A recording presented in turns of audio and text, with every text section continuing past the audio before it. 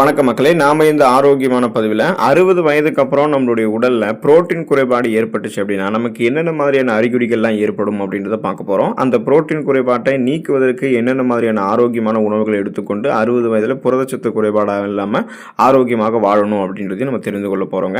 அப்போ 60 வயதுக்கு மேற்பட்டவர்களுக்கெல்லாம் பார்த்தீங்கன்னா உடல்ல வந்து புரோட்டீன், அதாவது அந்த புரதச்சத்து குறைபாடு ஏற்பட்டுச்சு அப்படின்னா அது அவங்களுடைய அன்றாட வாழ்க்கையையும் ஒட்டுமொத்த ஆரோக்கியத்தையுமே ரொம்ப ரொம்ப பாதிக்கும். வயது முதிர்வின் காரணமாக இயற்கையாகவே தசைகளினுடைய வலிமை வந்து குறையும் அப்படின்றதால அந்த 60 வயதுல வந்து பார்த்தீங்கன்னா போதிய புரதச்சத்து அப்படின்றது மிகவும் அவசியமாக இருக்கு. ஸோ உடலில் வந்து புரோட்டீன் குறைபாட்டினால் ஏற்படக்கூடிய அறிகுறிகள், அதை நிவர்த்தி செய்வதற்கான உணவுகளை நம்ம விளக்கமாக பார்ப்போம். அதை பற்றி பார்க்கறதுக்கு முன்னாடி இந்த வீடியோவுக்கு மட்டும் ஒரு லைக் கொடுத்துட்டு இந்த தகவலை உங்களுக்கு தெரிஞ்சவங்களுக்கும் ஷேர் பண்ணிடுங்க. ஏன்னா இது அவங்களுக்கும் பயனுள்ளதாக இருக்கக்கூடிய ஒரு ஆரோக்கியமான பதிவு தாங்க.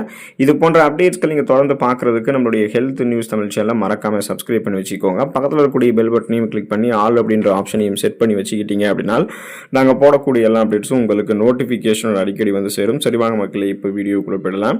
இப்போ பார்த்தீங்க அப்படின்னா இந்த புரதச்சத்து குறைபாட்டினுடைய அறிகுறிகளில் தசைகளினுடைய பலவீனம் மற்றும் இழப்பு உங்களுக்கு வந்து உண்டாகும். அதாவது சார்கோபீனியா அப்படின்னு சொல்லுவோம். ஸோ அதை வந்து புரதச்சத்து குறைபாட்டினால மிக முக்கியமான அறிகுறியாக நமக்கு வந்து தசை நார்கள் சுருங்குவதை தான் நம்ம வந்து சார்கோபீனியா அப்படின்னு சொல்லுவோம். இதனால கை கால்களில் பலமில்லாமல் உங்களுக்கு வந்து போக ஆரம்பிக்கும். நடக்கிறதுக்கு கூட உங்களுக்கு வந்து சிரமமாக தான் இருக்கும். நாற்காலியிலிருந்து எழுந்திருக்கிறத கூட உங்களுக்கு சிரமமாக இருக்கும். ஒருவேளை நீங்கள் நாற்காலியிலிருந்து எழுந்திருக்கும் பொழுது அந்த தசைகள் வந்து பலவீனமாக, தசைகள் இழப்பு ஏற்பட்டிருக்கிறதால தடுமாற்றம் அப்படின்றது உங்களுக்கு வந்து இருக்க தான் செய்யும் அந்த 50-60 வயதில். அதே போல் கடுமையாக உடல் சோர்வு அப்படின்றது இருக்கும். நீங்கள் வேலை செஞ்சாலும் வேலை செய்யலை அப்படின்னாலும் உடல் சோர்வு அப்படின்றது இந்த புரதச்சத்து குறைபாட்டால் உங்களுக்கு தசைகள் பலவீனம் அடைந்து தசை இழப்பு ஏற்பட்டதால் உடல் சோர்வு அப்படின்றது இருக்க தான் செய்யும். அடிக்கடி நோய்வாய்ப்படுதல் அப்படின்னு சொல்லக்கூடிய அந்த குறைந்த நோய் எதிர்ப்பு சக்தி திறன் வந்து புரதச்சத்து உங்களுக்கு கிடைக்கலன்னா 50-60 வயதில் அந்த குறைந்த நோய் எதிர்ப்பு சக்தி திறன் உங்களுக்கு வந்து இருக்கும். ஸோ இதுக்கான காரணம் பார்த்தீங்கன்னா இப்போ நம்முடைய உடலில் நோய் எதிர்ப்பு அணுக்கள் மற்றும் ஆன்டிபயோட்டிக்ஸ் இருக்குங்க இல்லையா, அந்த ஆன்டிபாடிகள் எல்லாமே உருவாவதற்கு புரோட்டீனும் ஒரு விதமான தேவையாக தான் இருக்குது. அப்போது இது வந்து குறையும் போது என்ன ஆகுதுன்னா அந்த நோய் எதிர்ப்பு சக்தி திறன் நமக்கு வந்து அந்த 50-60 வயதில் குறைஞ்சிரும் போது இப்போ அடிக்கடி வந்து உங்களுக்கு இந்த சளி, காய்ச்சல் மற்றும் சாதாரணமான நோய்களாக இருக்கக்கூடிய அந்த மாதிரி நோய்கள்லாம் உங்களுக்கு அடிக்கடி ஏற்படும். அது வந்து திருப்பி உங்களுக்கு போகாது. அப்புறம் சீசனெல்லாம் புதுசாக அட்டாக் ஆகக்கூடிய பாக்டீரியா வைரஸ் போன்ற பருவகால தொற்று வியாதிகள், பூஞ்சை தொற்று வியாதிகள், பாக்டீரியா தொற்று வியாதிகள்லாம் நிறைய உங்களுக்கு வந்து ஏற்பட ஆரம்பிக்குங்க. ஸோ இப்போது நமக்கு வந்து வயசாக ஆல்ரெடி வந்து இம்யூன் பவர் வந்து குறையதான் ஆரம்பிக்கும். இதுவே நம்ம புரோட்டீன் சத்தை எடுத்துக்கொள்ளலாம் அப்படின்னா இன்னும் வந்து நோய் எதிர்ப்பு சக்தி திறன் இன்னும் குறையும் போது என்ன ஆகும்னா சந்தர்ப்பவாதமாக அடிக்கடி நமக்கு நிறைய நோய்கள் வந்து அந்த 50-60 வயதில் வர ஆரம்பிக்கும். ஸோ அதுக்கு நம்ம வந்து இடம் கொடுக்கக்கூடாது அப்படின்னா கண்டிப்பாக புரோட்டீன் சத்து குறையாம தான் நம்ம பார்த்துக்கணும். இப்போ புரோட்டீன் சத்து குறைவதால் 50-60 வயதுகளில் உங்களுக்கு அந்த கை கால்கள் மற்றும் பாதங்களில் வீக்கம் ஏற்படக்கூடிய எடிமா பிரச்சனை வந்து ஏற்படலாம். ஸோ இது எதனால் ஏற்படுதுன்னு பார்த்தீங்கன்னா ரத்த நாளங்களில் திரவ சமநிலையை வந்து பாதுகாக்கிறதுக்கு புரோட்டீன், அதாவது குறிப்பாக ஆல்புமின் வந்து உங்களுக்கு உதவிகரமாக இருக்கும். இப்போ இந்த ஆல்புமின் அப்படின்னு சொல்லக்கூடிய இந்த புரோட்டீன் இருக்குங்களே, இந்த வகை வந்து இதனுடைய அளவு வந்து உங்களுக்கு குறையும் போது என்ன ஆகும் அப்படின்னா திரவங்கள் திசுக்களில் வந்து போயிட்டு தேங்க ஆரம்பிக்கும். இதனால் பாதங்கள், கணுக்கால்கள் மற்றும் கைகளில் கூட உங்களுக்கு வந்து அது வீக்கத்தை ஏற்படுத்தலாம். ஸோ இந்த மாதிரி இருக்குது அப்படின்னா கன்ஃபார்ம் அது உங்களுக்கு வந்து புரதச்சத்து குறைஞ்சது தான் அறிகுறியாக எடுத்து காட்டுது அப்படின்றத நீங்கள் தெரிஞ்சுக்கோங்க. ஸோ 50-60 வயதுகளில் கை கால்கள் மற்றும் பாதங்களில் வீக்கம் ஏற்படுவது சாதாரணமான ஒரு விஷயமாக கூட இருக்கலாம். ஆனால் உங்களுக்கு இது இருக்கும்போது நீங்கள் அந்த புரதச்சத்து குறைபாடால் அவதிப்படுறீங்கன்றது வந்து கன்ஃபார்மாக வந்து தெரியும். ஸோ அதனால் அதுலேருந்து நீங்கள் நிவர்த்தி பண்ணிக்கொள்வது உங்களுக்கு ரொம்ப நல்லது. முடி உதுதல் மற்றும் நகங்கள் வந்து பார்த்தீங்கன்னா உடைதல், இந்த மாதிரி பிரச்சனை வந்து 50-60 வயதில் உங்களுக்கு புரதச்சத்து குறைபாட்டால் ஏற்படும். ஸோ இது எப்படின்னு பார்த்தீங்கன்னா இப்போ இந்த தலைமுடி, நகங்கள் மற்றும் சருமம் இது எல்லாமே வந்து கெரோட்டின் அப்படின்னு சொல்லக்கூடிய அந்த புரதச்சத்தால் ஆனது. இப்போ இந்த புரதம் வந்து குறையும் போது என்ன ஆகும் அப்படின்னா முடி மெலிந்து கொட்ட ஆரம்பிக்கும், வறண்ட சருமம் ஏற்படும், நகங்கள் வந்து எளிதில் உடைந்து போக ஆரம்பிக்கும். அப்போ நகங்கள், முடி, சருமம் இது எல்லாமே புரோட்டீன் உற்பத்தி நமக்கு வந்து போதுமான அளவுக்கு இருக்கும்போது தான் அதில் வந்து எந்த விதமான ப்ராப்ளமும் ஏற்படாமல் இருக்கும். ஸோ இயல்பாகவே நம்ம 40-50 வயதெல்லாம் கடக்கும் போது என்ன ஆகும்னா இந்த செல்கள் வந்து கொஞ்சம் கொஞ்சமாக சிதைவடையும் போது நமக்கு நகங்களோ, முடி உதிர்றதோ அல்லது சருமம் தொடர்பான சுருக்கங்கள் வர்றதுக்கோ பாசிபிலிட்டிஸ் வந்து அதிகம் தான். ஸோ அதை வந்து நம்ம நிறுத்த முடியாது. ஆனால் அது வந்து ரொம்ப சீக்கிரமாகவே வராமல் 50-60 வயதுக்குள்ள கூட கூடுமான வரைக்கும் நம்மளுடைய சருமங்களில் சுருக்கம் இல்லாமல் நம்ம பாதுகாத்துக் கொள்ள முடியும். முடி உதுதல் இல்லாமல் நகங்கள் உடையாமல் பாதுகாத்துக் கொள்ள முடியும். ஸோ அது எப்போ அப்படின்னா புரோட்டீன் சத்து குறையாமல் நீங்கள் பார்த்துக்கணும். ஒருவேளை புரோட்டீன் சத்து குறைஞ்சா முடி உதுதல், நகங்கள் உடைதல், அப்புறம் சருமத்தில் சுருக்கங்கள் இது மாதிரிலாம் உங்களுக்கு வந்து வரதான் ஆரம்பிக்கும். ஸோ அதில் வந்து நீங்கள் விடுபட்டுக் கொள்வது உங்களுக்கு ரொம்ப ரொம்ப நல்லது. இப்போ புரதச்சத்து வந்து உங்களுக்கு 50-60 வயதில் குறையும் போது எலும்பு முறிவு ஆபத்து வந்து அதிகரிக்க ஆரம்பிக்கும். இப்போ புரோட்டீன் வந்து தசைக்கு மட்டும்தான் நமக்கு வந்து நிறைய ஊட்டச்சத்து கொடுத்து வலு கொடுக்குது அப்படின்னு நினைப்போம்.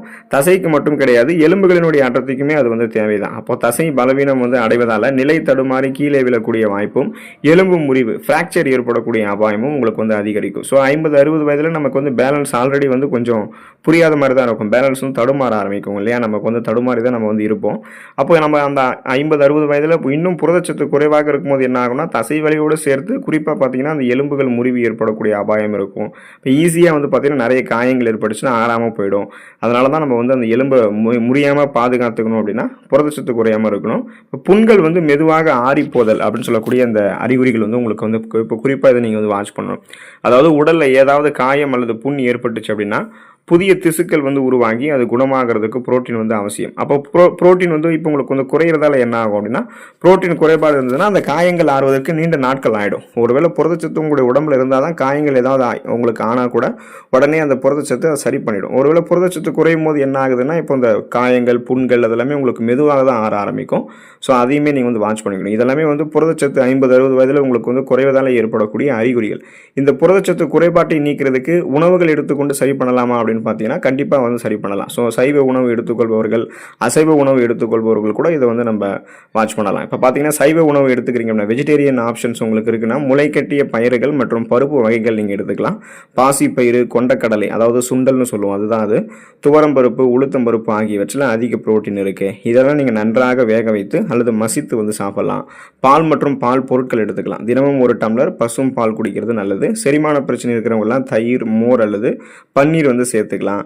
தயிரில் இருக்கக்கூடிய புரோட்டீன் வந்து குடல் ஆரோக்கியத்துக்கும் உங்களுக்கு வந்து நல்லதாக தான் இருக்கும். நிறைய பயிறு வகைகள் வந்து ட்ரெடிஷ்னல் ஃபுட்ஸ், பாரம்பரிய உணவுகள் நிறைய நீங்கள் எடுத்துக்கலாம். இப்போ பாரம்பரிய உணவுகளாக இருக்கக்கூடிய அடை, தோசை, உளுத்தங்கஞ்சி, பாசிப்பயிறு பாயாசம் இல்லைனா பாசிப்பயிறு கஞ்சி இதெல்லாம் நீங்கள் எடுத்துக்கலாம்.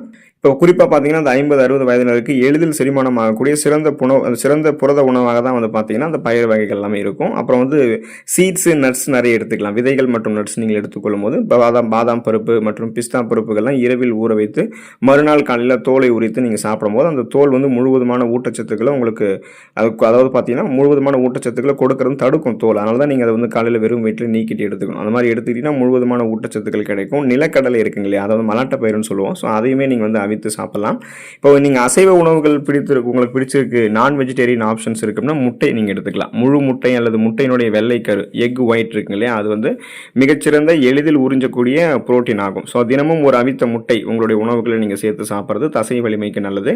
மீன் உணவுகள் நிறைய எடுத்துக்கலாம். மத்தி மீன், சாலை மீன், ஐரை மீன், இந்த மாதிரி நிறைய சிறிய மீன்கள் எடுத்துக்கலாம். அப்புறம் ஒமேகா 3 கொழுப்பு மீன்கள், இந்த மாதிரி மீன்கள் எல்லாத்தையுமே நீங்கள் எடுத்துக்கொள்ளும் போது எலும்பு மற்றும் மூட்டுகளுக்கு நல்லது. இதை வந்து நீங்கள் வறுத்து சாப்பிட்றது, ஃப்ரை பண்ணி சாப்பிட்றதெல்லாம் நீங்கள் தவிர்த்துட்டு முடிந்த வரைக்கும் எண்ணெய் எல்லாம் சேர்க்காம அந்த குழம்புகளில் வச்சு எடுத்துக்கிட்டீங்க அப்படின்னா அதுவே உங்களுக்கு வந்து கொலஸ்ட்ரால் பிரச்சனைலாம் அந்த 50-60 வயதில் கொடுக்காம உங்களுடைய எலும்புகளை பலப்படுத்தும். குறிப்பாக அந்த புரோட்டீன் குறைபாட்டை உங்களுக்கு வந்து நீக்கும், உடலை ஆரோக்கியமாக வைக்கும். கோழி இறைச்சி வந்து எடுத்துக்கொள்ளலாம். சிக்கன் இருக்குங்க இல்லையா, அப்போ அந்த தோல் நீக்கப்பட்ட கோழி இறைச்சியை, ஸ்கின்லெஸ் சிக்கன் பிரெஸ்ட் இருக்குங்க இல்லையா, அதை வந்து நீங்கள் மென்மையாக வேக வைத்து சூப்பு அல்லது குழம்பாக வாரத்தில் 1 அல்லது 2 முறை நீங்கள் சாப்பிடலாம்.